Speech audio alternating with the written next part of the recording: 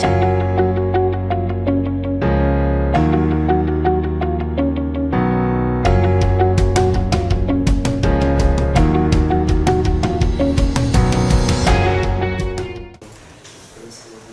let's get started. We will continue today with our exercises in Angular. And I would like to use today's exercise lesson in two parts. So the first part will be primarily me describing you how we would solve a certain problem. So I will now describe what we are going to do, which kind of exercise. And then in the second half of the exercise lesson, you can try a similar problem on your own, and I can help you overcome any problems that you face. So essentially, this exercise is applying the theory that we have done so far in Angular. So what you will need is you will need some basic understanding about Angular's component mode. You will need some basic understanding about data binding. And in the first hour, I will also tell you some new aspects of data binding which you haven't heard of before in this lesson. Okay? So what is the goal of our exercise? The goal of our exercise is to implement a reusable Angular component for entering certain numbers. Let me show you what I want to have. I would like to be able to have something like this, an input field.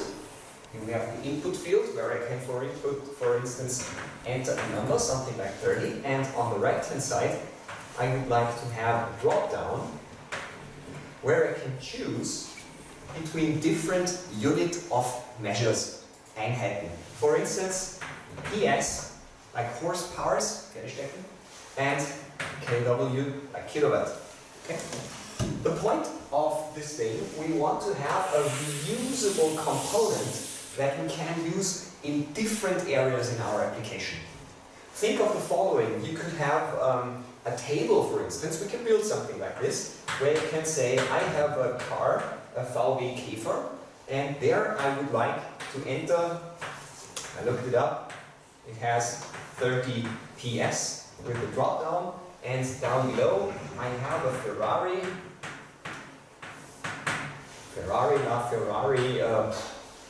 what, 800, something like this, PS, or then I can change, if I just have the kilowatt, I can just click it and change it, and the point is our UI, our input field should change immediately. If I switch from PS to kilowatt, it should immediately calculate it from the horsepowers and the other way around.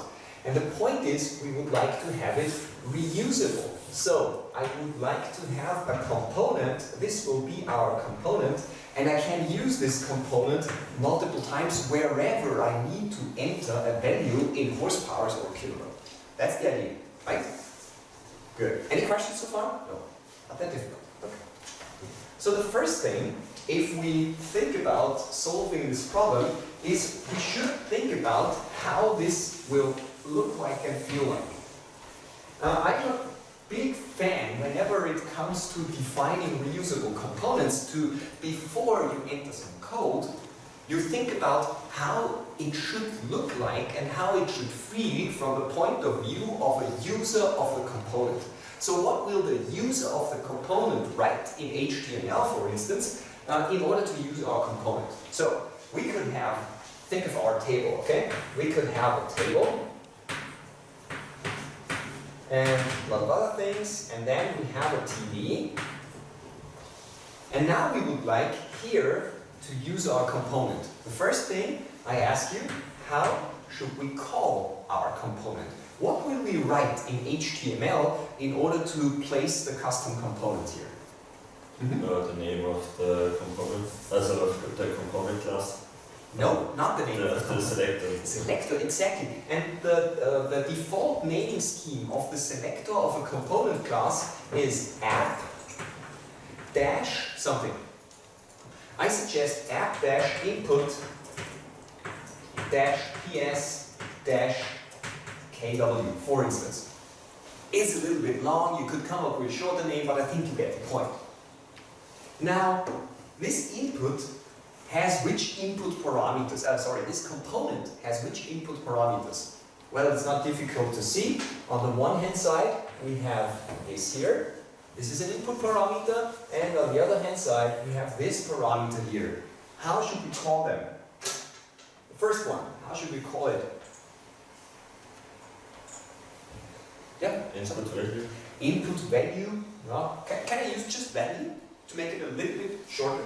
So we could write here value, use it immediately, immediately as data binding value, and then you can write, in our case, for instance, 30. Okay? That would be a good idea, but because we use data binding here, we could also use a variable here. I don't know, VW power. And then we would bind the value of this variable into our value here, okay? But to keep things simple, we just say value.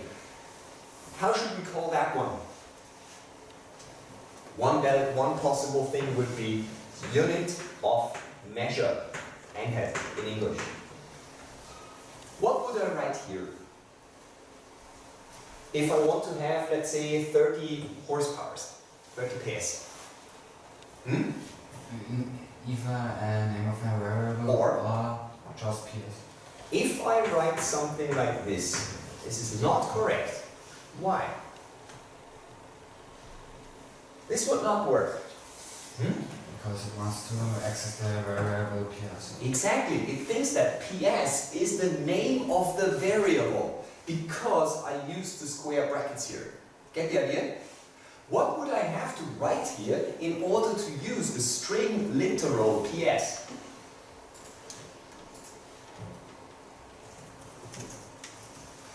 If I just use PS, it interprets it as a variable. You see that quite frequently in Angular. This is why I do it. You write another quote, a single quote, PS, a single quote, and then you quote it. And then you have the double quote. The point is, this one here is now the expression. This is a JavaScript expression. Well, it's an Angular expression, but think of it as a JavaScript expression. And how do you write the string constant in JavaScript? Well, in quotes. Get the idea? So you see this quite frequently in data bindings. If you just want to assign a static value, you use double quotes and then a single quote, then a string and another single quote. And this is nothing else than an expression. Get it? So remember that one. That's a frequent mistake if you want to bind to string expressions. By the way, you could have done the following. You could have done this without the curly brace, without the square braces, and then you could have left the quotes. So this would work too, but only for strings. If you want to assign a value, a numeric value, this wouldn't work. You need the square brackets. Get the idea? So I will stay with the square brackets because it's a very good thing. It makes us understand more deeply what this is. Okay, and then we do slash something. Okay, good. Well, nearly. Imagine now following. This value is now a variable. Let's call this variable power. Oops. Now this power, is this a one-way binding or a two-way binding? So, is power bound to value, or is power bound to value and changes of value flowing back to power? What is it? One way or two way? Two way. No. One way. Well, that's the other possibility. 50%, you are perfectly right. It's a one-way binding. Just using the square brackets means it's a one-way binding. Get the idea? Wouldn't it be nice if it would be possible to do a two-way binding here?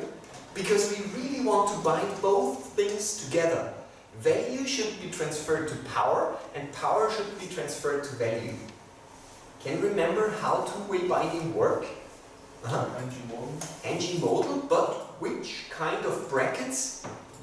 Round brackets. People call this banana in a box, because you say, this is the box, this is a banana, and this is a banana. So if you hear people talking about Angular binding banana in a box, they mean square bracket, round bracket, meaning two-way data binding. Okay?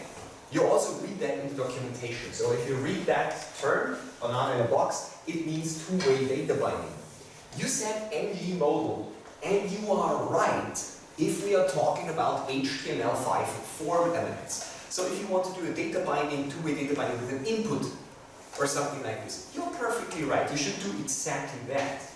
But in our case, we don't have a standard HTML5 input element.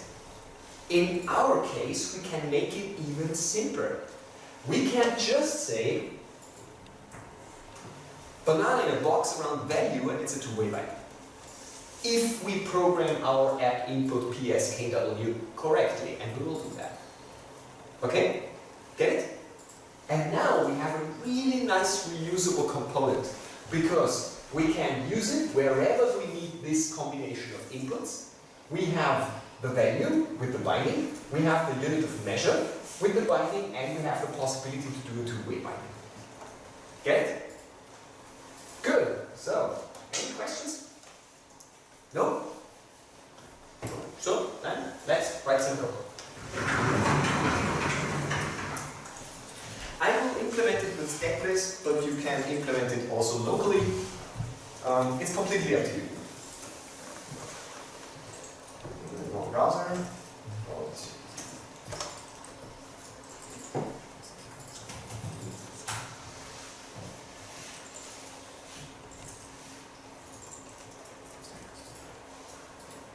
Good. I will put it up in a separate window to have a little bit more screen state. Can you read it? Oh, yeah, it should work. So I go to, nope, wrong. That's not the zooming tool I wanted. This is the zooming tool I wanted. Good. So let's collapse that and close that one. Good. So if you think down, if you think about the things that we just defined, now that we have thought about how to solve this problem, it's pretty easy to get started by creating the input component here. In step list, you can do a right click here, and then you have the Angular generator, and then you can do a new component here. Can you remember what you have to do if you do it locally in Visual Studio? Visual Studio Code? ng generate component. Exactly, ng generate component and the name. That's exactly the same, but in step list it's a little bit simple. But yeah, not that difficult in both parts. So, component. How should we call it? I would say input PSKW. This should be the name of our component. Is that okay? You can enter it just like with ng generate component with this kebab case syntax, and it will automatically translate it into Pascal casing when generating the class name. And you see the typical structure that we have discussed in previous lessons. We have one additional folder, and inside of this folder we have our TypeScript file, our HTML file, and our CSS file. In step list, we don't get a unit test file. If you do that locally in Visual Studio Code, you will get a fourth file, the spec.ts file. It contains the unit test, but I told you unit test is something that we will cover in later lessons. Step list also does the same as ng generate component. It adds our component automatically to our module. Can you remember what we did last time?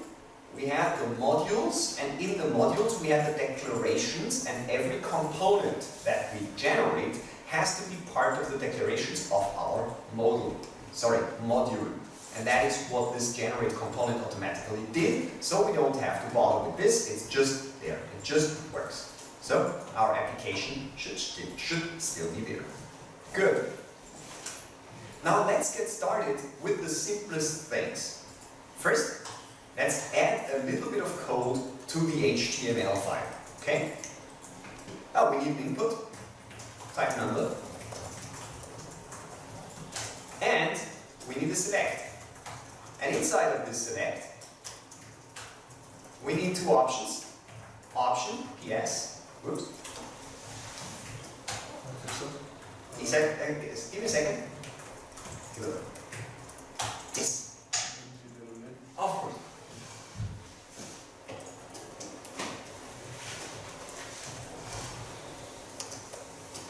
It's really hard to read. Now it should be better. So we have an input, when the user should input something, and we have two options in a select. That shouldn't be too complex. Now let's go into our app component here. This is the parent component. And inside of this parent component, we would like to use our new input component.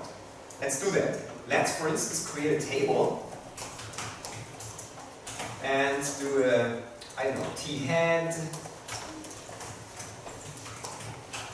and do a tr and do a td, and here we say vw kfer.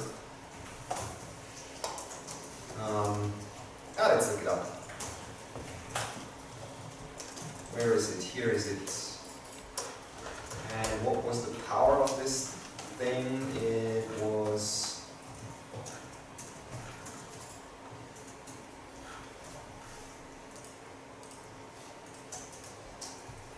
yeah, 26 horsepower. No, this was the old one here. Yeah, 1936. It has 22 horsepower. Yeah. VW30, 1936. Okay, let's do that one.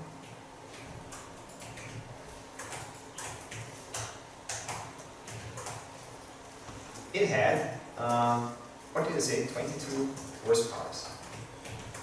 Okay, and instead of the 22 horsepower, later on, we would like to use our input. So we can say app, you see, step list, and also Visual Studio Code, if you did everything correctly, should automatically add the app input PS to IntelliSense. So it offers you the new HTML tag because you just created the component. App input PS, KW. If I'm too fast, just let me know. Okay. Let's save this thing and take a look. And this is what we see. We see the kfer and we see the 22% horsepower, and we see the input with the PS. Of course, it doesn't work already. It's just a note here. And I think I screwed something up. Of course, this shouldn't be part of our... Yeah, this wasn't good what I did. Let me quickly restructure that. I would like to show you that. This should be in the T-body, of course. And the header should say car model and power. Get the idea? So we have a header line which says car, power, and model, and then we can add multiple cars. In this case, we have a VW kfer, and let's add a second car just to get the point. I will wait for you, just give me a second. Let's add Ferrari, LaFerrari. I don't know, how many horsepower does this supercar have? I can't remember. A lot. Yeah. Okay. 588 kilowatt. That's good. Plus 120 kilowatt electro. So let's just enter the 588 for the moment. So we have 588 kilowatt. And of course, we could reuse our input to specify both the combustion engine and the electrical engine. But I think this is, you get the point, right? Now we have two lines here, and we reuse our input field. So, I'll wait for you to follow along.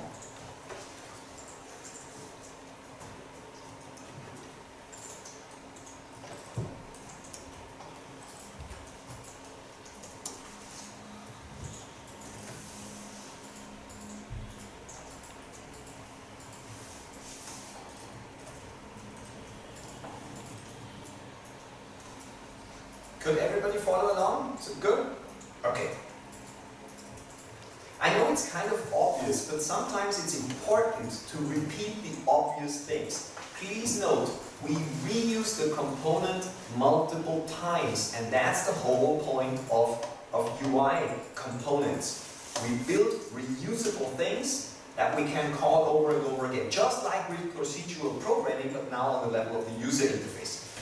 This is much harder to do if you just use HTML. You can in modern versions of HTML, but it's much harder. Good. So, let's go back to our component and think about the business logic. Now this is our HTML and this is our component file. Can you remember what do I have to change with our input here in order to store the value of the user input in a variable in TypeScript? Well, ng model. ng model in bananas in a box. ng model equals to, well, we called it, what did we say? We called it value, right? Okay, so let's call it value. That's the classical two-way binding, and my impression is that you really understood that you now know that ng model is a two-way binding. Please remember, short note, you have to import the forms module in order to make ng model work. In StackBiz, this is done automatically for you. If you use Visual Studio Code, this is not done automatically for you.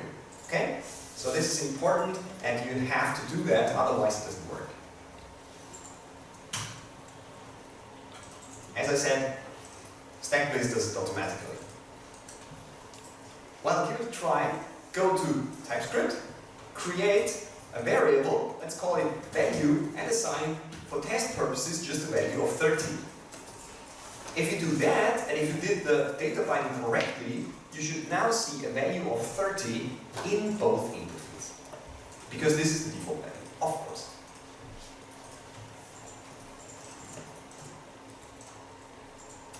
So this was just a quick repetition of two-way binding with the ng model stuff here.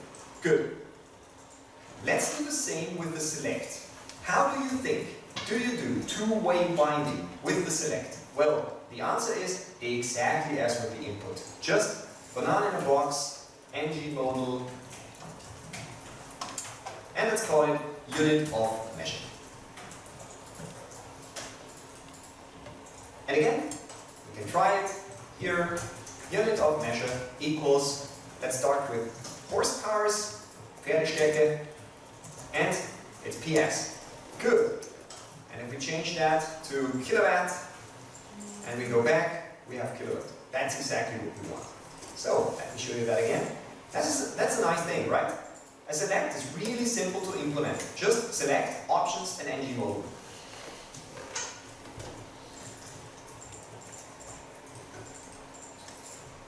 It isn't particularly beautiful, so we don't care about styling at the moment. If we have time at the end of this hour, at the end of this lesson, we can add some CSS, but that's not the point. In later parts of this course, we will discuss things like CSS and responsive layouts in mobile apps and things like that. But currently, it's just about Angular. That's the important thing at the moment. Does everything work as expected? Good. Good, good. So, let's continue. What do I have to do in order to make these two values available from the parent component? Because now, it is pretty empty, and if you remember, if you recall what we did when specifying our reusable component, we had this thing like value equals to 22 horsepowers, and there we want to say value equals to 588 kilowatt. So this data binding, currently it's a one-way data binding. What do we have to do here in order to make it possible for a parent component to bind something to our value? We had that last time in the theory lesson. Can you remember? No? And this is what we are practicing. So what you do here is you say, I would like this to be an input. We use a decorator, the name was decorator, and this input decorator has to be imported from Angular core. So let me show you what we did here. First, we did the import of the input from Angular core, And then we use the input decorator, and that makes the value available from our parent component. Get the idea? If you did everything correctly, we should now see, oops, 2, that's a little bit too little. Yeah, I forgot one digit here, much better. If you did everything correctly, you will now see a separate value for each car. Does it work? Mm-hmm. Good.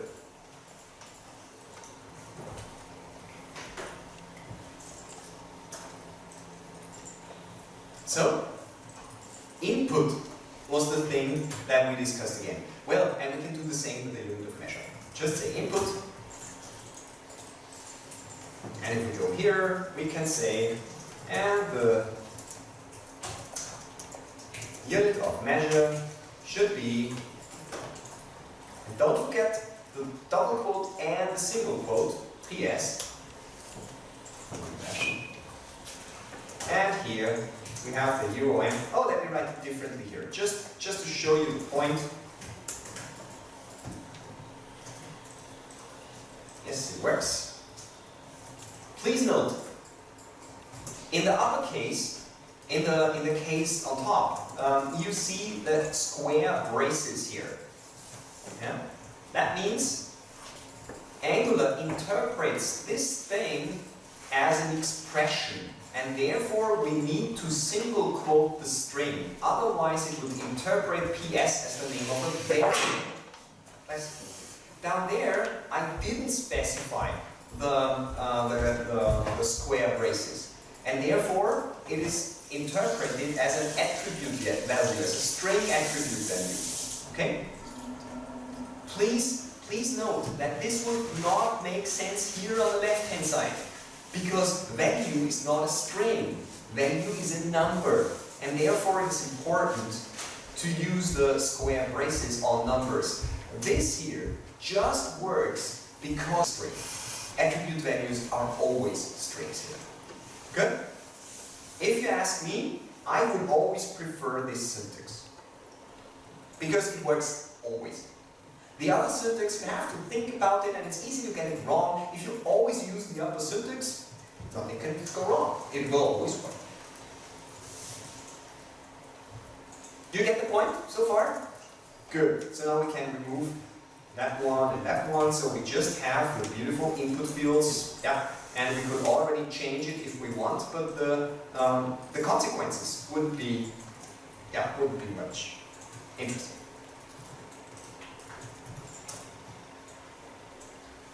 Now, just to prove the point, I would like to make it a real data binding against a variable. So what do I want you to do? I want you to go to app component TS and create a variable. Let's call it k for power 22 and k for unit of measure, and let's call it PS, horsepower. You get the idea?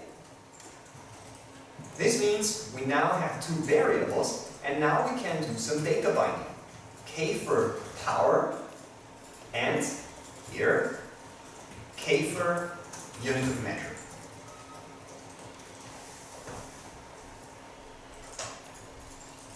It still works, as you see, because we have data binding, of course.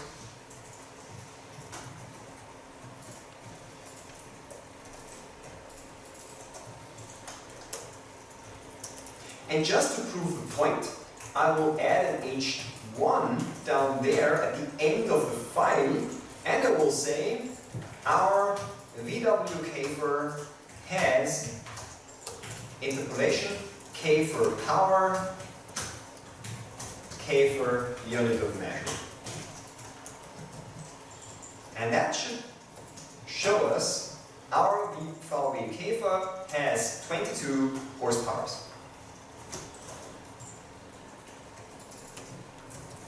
Should be pretty obvious, right? Here we have the data binding, and here we have the data binding. So both lines lines, line 12 and line 24, refer to the same internal variables.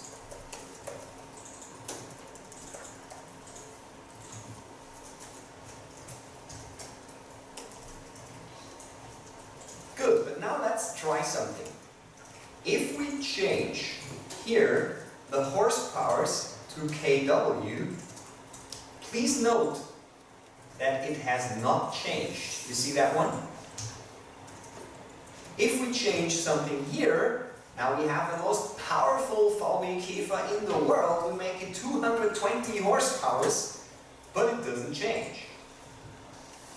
It's kind of obvious because I told you now we have one-way binding. Therefore, the change in the UI is not transferred back into our bound variable. You get that, right? Yeah? Okay, that's good. So now, I would like to tell you something new. Something that you didn't hear before. What we can do in our component, we can add a very specific output. Can you remember last lesson? We had inputs for things that flow into our components, and we had outputs for events that we can signal to our parent component, hey, something has changed. And this is what we are going to do. Output, value change, and maybe you can remember the name of the class here, new event emitter. That was the name of the class that we had to use when we use outputs. So let's import output and event emitter, and then our code should be ready to compile. I will wait until you have typed it in, and then I will make you aware of a very specific thing here that you have to pay close attention to.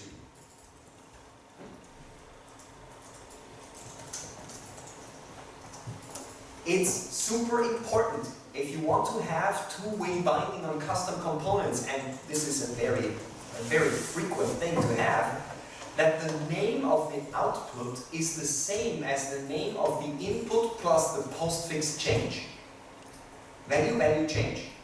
Unit of measure change. It's always the postfix change. That's a naming convention in Angular. You are not free to choose any name here. If you want to have simple two-way binding, banana in a box around the property name, you have to call the output blah blah change.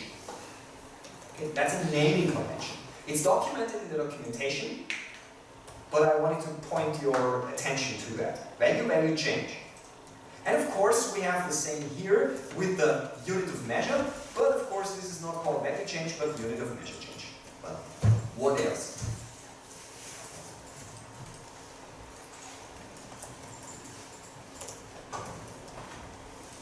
So our component has to poke the parent component, hey parent component, my value has changed, or my unit of measure has changed, and this will trigger two-way data binding. Good? Good. So let's add this logic. What do we have to add in order to recognize changes here? Well, that's simple. The input gives us an event which is called change. You see that here. Good. Change, and we call it on power changed, something like this. And we can do that here too. Change, whoops, on unit of measure changed. We don't have these two functions ready yet. We have to implement them.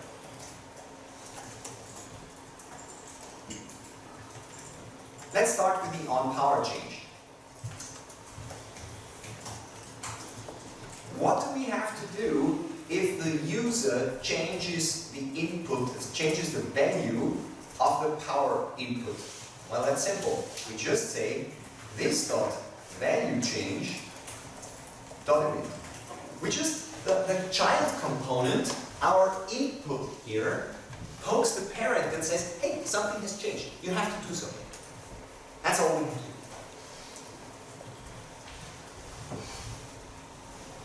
And of course, we can copy that one and call it now on unit of measure. Change but we have to change it here. Not very complex.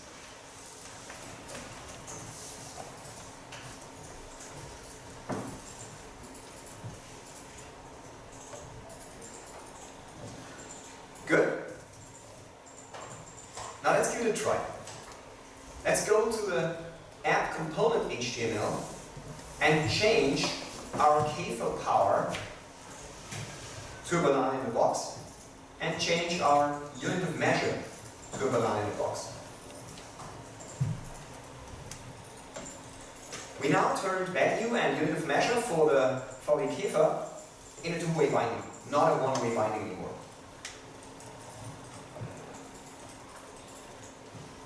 Now let's see what happens if we switch to kilowatt. Something bad happens. Doesn't work yet. It just deletes the value. See that one? What could be the problem? Well, the problem is that we are now just telling our parent, hey, something has changed. But this is not enough for two-way binding. For two-way binding, we have to send the parent not only that something has changed, but also what the new value is. Yeah? Was this what you thought? Exactly. So the value up here is of type number, and the unit of measure is of type string. And therefore, when the value changes, we send the new value, and when the unit of measure changes, we send the new unit of measure.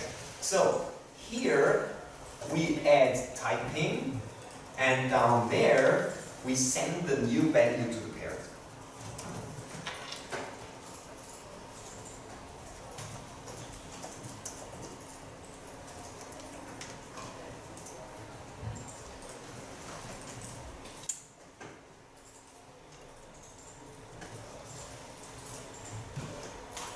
Now let's try it again.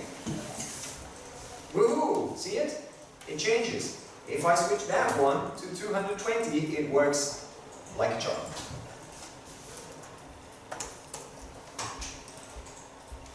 Now let's make sure we really understand what's going on.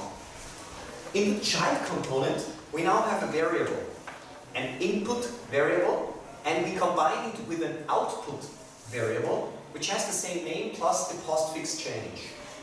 Then we can use the two-way data binding the parent to bind the parent's variable to the child component's variable in two directions. And this is a very frequent template. You have this over and over again. If you build real-world Angular applications, you build a lot of these reusable components. A customer input form, I don't know, an order input form, a registration form, or something like this. And in many, many cases, you have exactly that template. And it makes it very, very simple to work with these reusable components if you do like that. Good? So let's finally add a little bit of business logic to our component. Because what we want to achieve at the end of the day, if we change from horsepower to kilowatt, we really want to change the power. So we want to translate the power. So quickly look that up. Convert PS to kilowatt. Let's see what we have. Here it is. 1 PS is 0.7354 and a lot of other numbers kilowatt. So we just have to multiply the number of PS by this factor to get the kilowatt, or we have to divide the number of kilowatts in order to get the Verstärke. Okay? Good. So I will copy this value. You can type it in, or you can also just Google it. So I will make a private read-only 1 PS is kilowatt. This one. 0.73549875.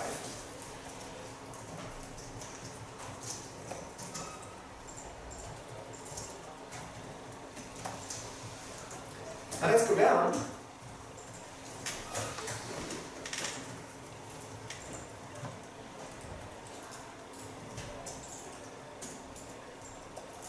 and if the unit of measure changed, we have to add the business logic. I would do it like this. I would say let factor equal this dot is 1 ps is kilowatt if this dot unit of measure is now kilowatt. Then we know that we are calculating from horsepowers to kilowatt. So we can say this dot value multiply equals factor.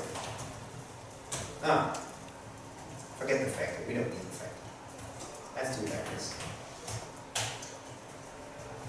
Else, in the else case, we know that we are translating from kilowatt to horsepowers. So in this case, we have to say this dot value divide equals this dot 1 ps is, and so on. Is this enough? No. Something essential is missing. Can somebody spot the problem?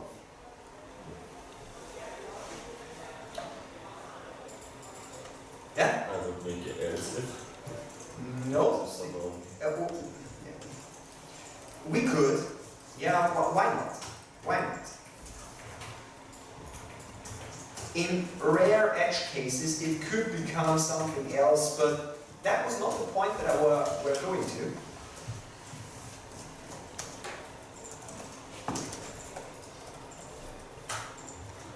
Please note that the value changes here.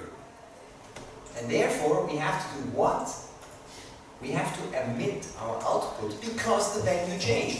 If we don't emit the value change event, the parent will not update the binding, and therefore the user interface will be inconsistent. The value in the backend, in our TypeScript variable, will no longer be refreshed on the user interface and we have a bug. So therefore, we can say, oops, this dot value change emit this dot value. So in this case, when we change the unit of measure, both things change. The unit of measure and the value, because we calculated the root one. Let's quickly finish that, okay? Then we will break. So let's try it. If we switch to kilowatt, oh, something changed. Now we have 16 point something kilowatt and the data binding worked. And if we go back to horsepowers, we have 22 horsepowers again. And how many horsepowers does the Ferrari have? Nearly 800. And this is just the combustion engine. This thing has 120 kilowatts more in the electric power. So this is a crazy vehicle.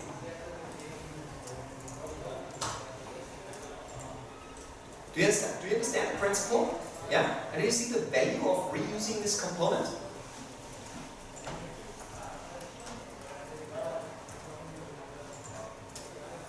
Okay, very nice, very nice.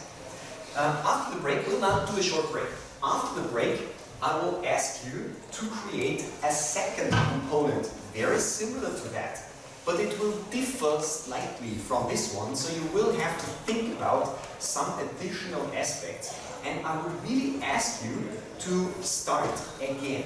I am a strong believer that you can only learn a technology by exercising and repeating. And therefore we do a similar exercise in the second part and try to recreate what we just did from scratch and use the things that we did in the first hour as a kind of reference if you don't know how to continue. And of course I'm here to help you overcome the problem. Okay?